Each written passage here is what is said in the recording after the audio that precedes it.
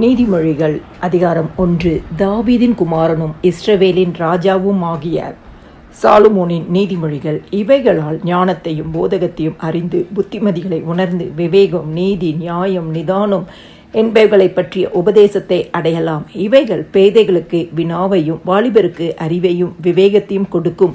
புத்திமான் இவைகளை கேட்டு அறிவில் தேறுவான். விவேகி நல்ல ஆலோசனைகளை அடைந்து நீதிமொழியையும் அதன் அர்த்தத்தையும் ஞானிகளின் வாக்கியங்களையும் அவர்கள் உரைத்த புதை பொருள்களையும் அறிந்து கொள்வான். கர்த்தருக்கு பயப்படுதலே ஞானத்தின் ஆரம்பம். மூடர் ஞானத்தையும் போதகத்தையும் அசட்டை பண்ணுகிறார்கள்.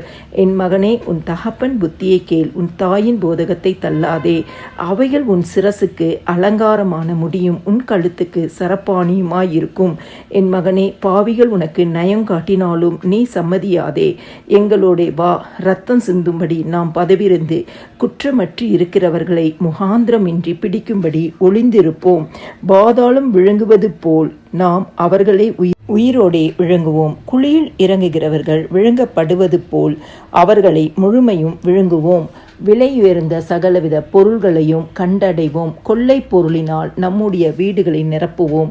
எங்களோட பங்காளியாயிரு, நம் எல்லாருக்கும் ஒரே பை இருக்கும் என்று அவர்கள் சொல்வாராகில், என் மகனே, நீ அவர்களோட வழி நடவாமல் உன் காலை அவர்கள் பாதைக்கு விளக்குவாயாக. அவர்கள் கால்கள் தீங்கு செய்ய ஓடி இரத்தம் சிந்த தீவிரிக்கிறது.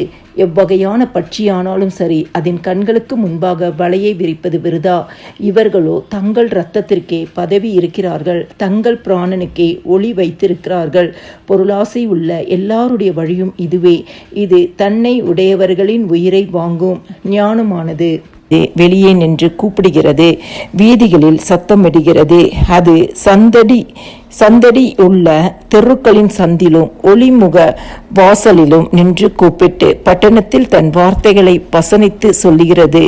பேதைகளை, நீங்கள் பேதமையை விரும்புவதும், நிந்தனைக்காரரை, நீங்கள் நிந்தனையில் பிரியப்படுவதும், மதியினரே, நீங்கள் ஞானத்தை வெறுப்பதும் எதுவரைக்கும் இருக்கும்? என் கடிந்து கொள்ளுதலுக்கு திரும்புங்கள். இதோ என் ஆவியை உங்களுக்கு அருளுவேன், என் வார்த்தைகளை உங்களுக்கு தெரிவிப்பேன்.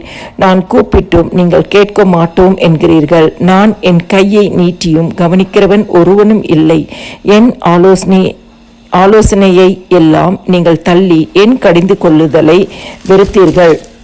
ஆகையால் நானும் உங்கள் ஆபத்து காலத்தில் நகைத்து நீங்கள் பயப்படும் காரியம் வரும்போது ஆகடியம் பண்ணுவேன்.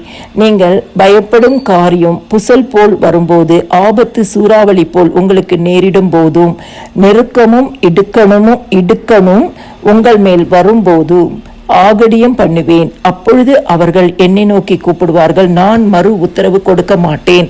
அவர்கள் அதிகாலையிலே என்னை தேடுவார்கள், என்னை காண மாட்டார்கள். அவர்கள் அறிவை வெறுத்தார்கள், கர்த்தருக்கு பயப்படுதலை தெரிந்து கொள்ளாமற் போனார்கள். என் ஆலோசனையை அவர்கள் விரும்பவில்லை. என் கடிந்து கொள்ளுதலை எல்லாம் அசட்டை பண்ணினார்கள். ஆகையால் அவர்கள் தங்கள் வழியின் பலனை புசிப்பார்கள், தங்கள் யோசனைகளினால் திருப்தி அடைவார்கள். பேதைகளின் மாறுபாடு அவர்களை கொல்லும், மூடரின் நிர்விசாரம் அவர்களை அழிக்கும்.